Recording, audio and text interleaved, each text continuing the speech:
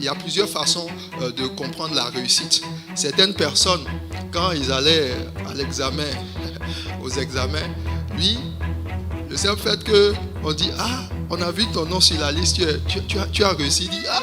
Pour lui, c'est la fête. Il va célébrer, il va danser, parce que le seul fait qu'il n'ait pas échoué à son examen. Est-ce qu'il y a des examens ici où on peut échouer et ne pas passer? Il y a des examens, non? Bon, je ne connais pas trop le système ici, mais d'où je viens, voilà, il y a un examen qu'on appelle le bac, le baccalauréat. Tous les candidats ils vont composer. Il y a certaines personnes, dès qu'ils savent leur nom est déçu, ils ne vont même pas regarder est-ce qu'ils ont, c'est quoi la moyenne, c'est la joie. Parce que lui-même, il ne savait pas il n'était pas sûr qu'il allait voir son nom. Il a réussi, oui, mais une autre personne, on va dire, ah, les résultats sont sortis, tu as admis. Pour lui, il a dit ça ne lui fait ni chaud ni froid. Pour lui, c'est un acquis. Maintenant, quand il va aller voir le tableau d'affichage, il va voir que, ah, il a eu 17 avec mention. C'est là maintenant on va voir le sourire. Alléluia.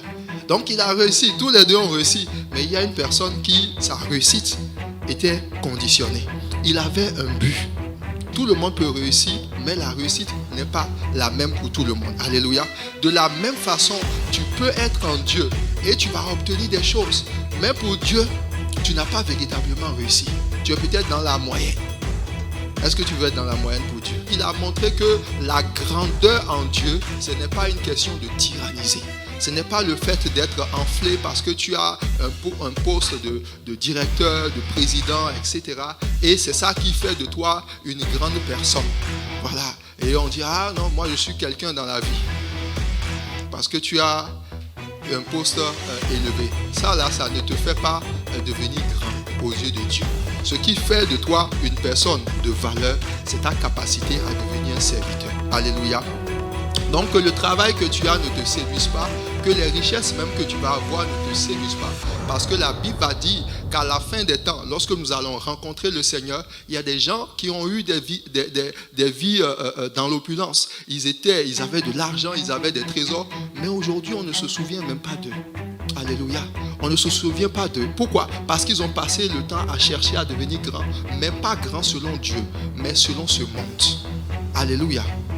Donc toi-même, tu dois pouvoir choisir dans la vie que tu veux vivre, vers qui tu veux te diriger, comment est-ce que tu veux te positionner dans la présence de Dieu.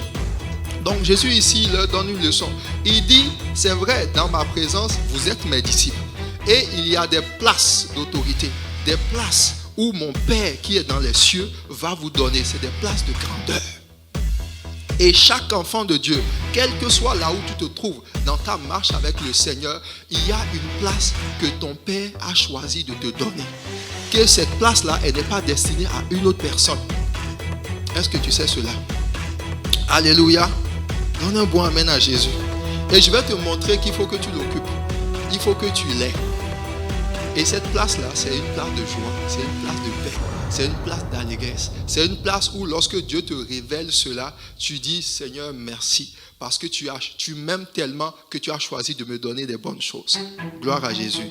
Et maintenant Jésus donne le secret. Il dit quand il s'agit d'être assis quelque part dans le royaume, ce n'est pas moi qui choisis. Il dit c'est mon Père. Pourquoi il dit c'est son Père? Parce que lorsque tu vis sur la terre, ta grandeur en Dieu va dépendre d'un certain nombre de facteurs. Il dit, ce n'est pas moi. Ceci. Paul parle, il dit, j'ai combattu le bon combat. J'ai achevé quoi? La course. Maintenant, j'ai gardé la foi. Dis avec moi, j'ai gardé la foi. Et maintenant, il dit, désormais, la couronne de justice m'est réservée. Pourquoi il ajoute le désormais? Paul, nous savons qui est Paul. Paul était un disciple qui a donné sa vie à Jésus et il a commencé un travail en Christ. Le travail qu'il a commencé, c'était un travail apostolique. L'appel de Dieu sur la vie de Paul, c'était d'être apôtre. Mais quand il a commencé cela, malgré qu'il sait que Dieu l'a choisi pour être apôtre, il n'a pas fait cela quelque chose une gloire. Il dit non. Il faut que je combatte le bon combat, que j'achève la course et que je garde la foi. Et il dit, c'est alors que la couronne de justice va m'être réservée. Donc, dans ta vie, il y a des choses qui sont des combats. Il y a des combats, lorsque tu les combats, Dieu te regarde et dit en fait, tu n'es même pas sur le chemin. Alléluia. Il y a des mauvais combats. Tu ne dois pas combattre le combat de ton voisin. Tu vas apprendre au travers de ce message-là qu'il y a des choses que Dieu a préparées pour toi. La Bible dit par exemple, concernant Lucifer, si vous allez lire Ézéchiel chapitre 28, la Bible dit qu'avant même qu'il ne soit créé, la Bible dit qu'il a été fait de pierres précieuses, de jaspe, de sardoine, de diamant, d'émeraude, de saphir. Et la Bible précise que avant même le jour qu'il ne soit créé, que les tambourins et les luttes que Dieu lui avait préparés avaient été mis à part. Ça signifie que quand Lucifer a été formé, les choses qui participaient à sa vie et à son œuvre avaient été déjà préparées. Est-ce que tu sais que sur ta vie, il y a des choses que Dieu a préparées? Des choses qui te concernent. Sur la terre, il n'y a pas deux personnes comme toi. C'est pour ça que tu ne dois pas être conduit dans la vie en fonction de ce que tu regardes autour de toi.